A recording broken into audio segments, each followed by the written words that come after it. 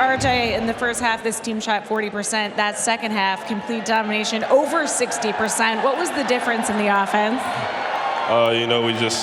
We moved the ball, and I think we got stops, and we were able to just get out on the break and really just have fun. Another terrific game for you, RJ, but with the way that you're getting inside, shooting outside, playmaking for your teammates, how easy does the game feel for you right now?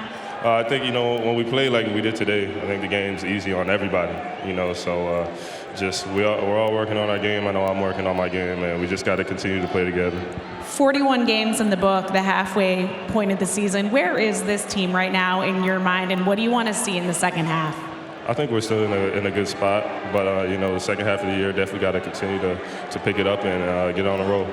RJ, before I let you go, what do you think about the RJ Barrett chants? I'm sure those never get old. I love them. They've been fun. I hope I keep playing well and they keep coming. Thanks, Art. Thank you. Mike. Emmanuel quickly, who joins us across the street from the Squarespace studio. Emmanuel, congratulations on the win. What was the key to your guys' dominant second half? Man, all glory to God. We got the dub. We played really hard, I feel like, especially in that second half. Defensively, we were all locked in. So, credit to the coaches, credit to our guys for just, sticking with it today.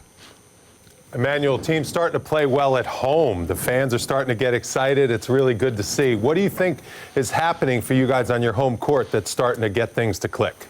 I think we just stayed with it. It hasn't been a perfect season like everybody suspected, and everybody's seen.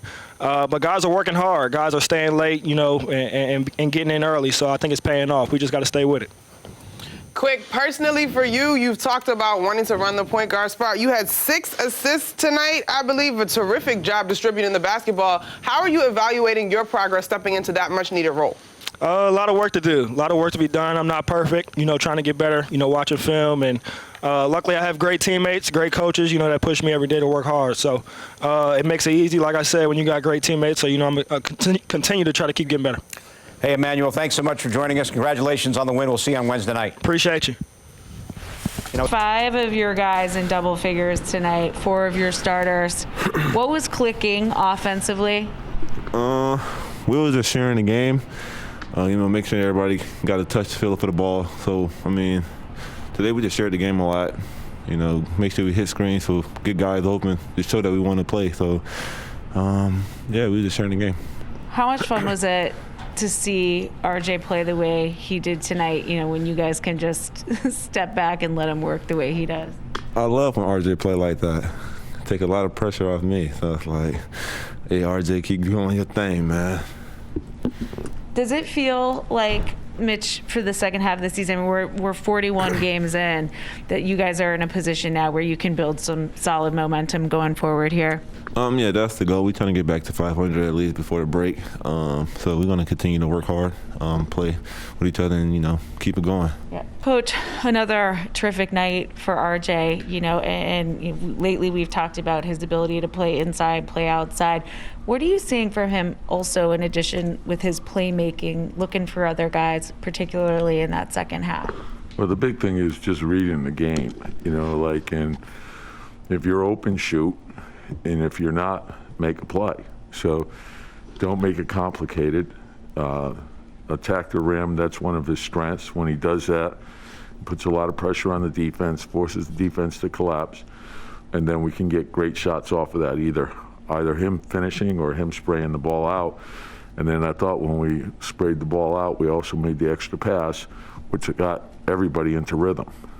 And offensively, you're talking about the rhythm here, but just the momentum continued to build throughout this game.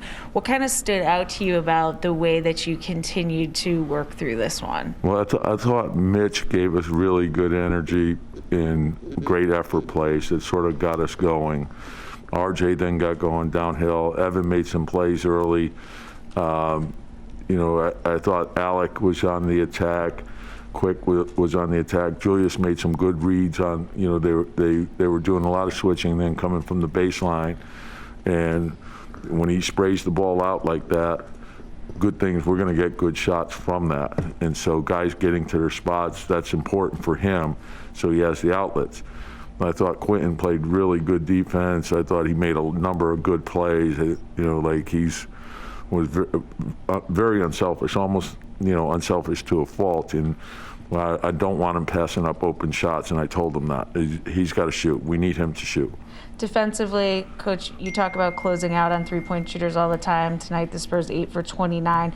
What did you see from your guys in regard to your three-point defense? Well, the Spurs do a great job of attacking the paint. So you got to, make sure you're protecting the paint, keeping the ball out, and then you got to move on the flight of the ball.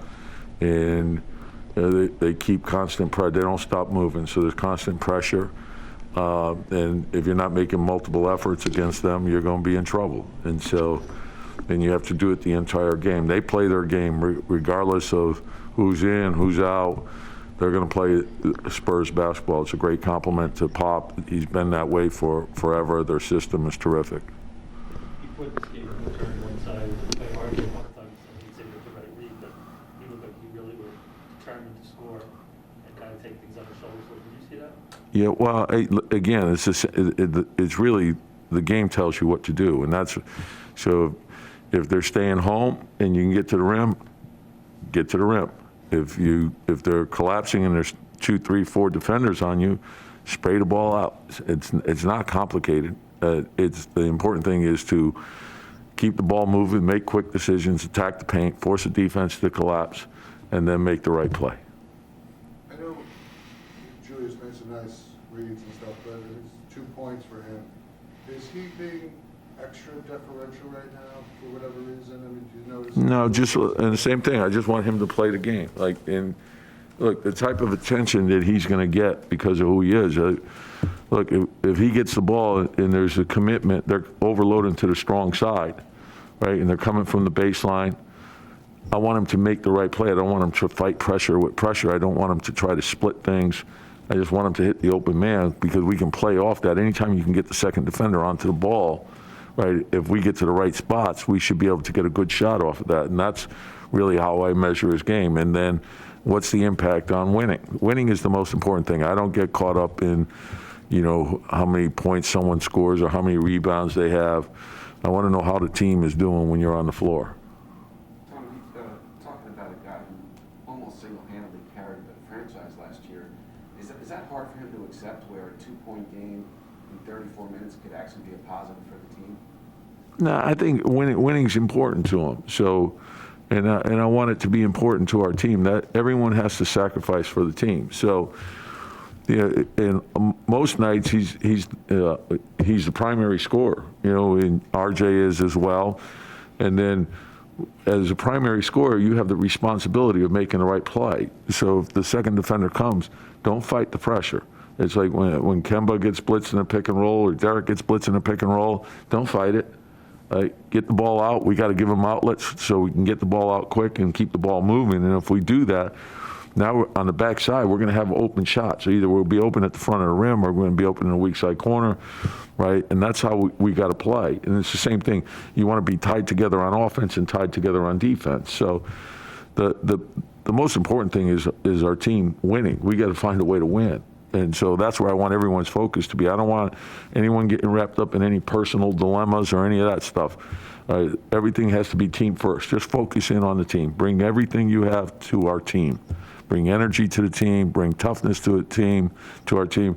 Look, there's going to be ups and downs throughout the course of a year. You got to be mentally tough when you face adversity. Everyone does, right? It's probably the most important thing in life. So sometimes it goes our way, sometimes it doesn't. Just navigate through it all. Are you worried about this thing lingering between him and the fans right now? I mean, they were kind of rough on him. Well, see, to me, and I talk about this at the beginning of the season.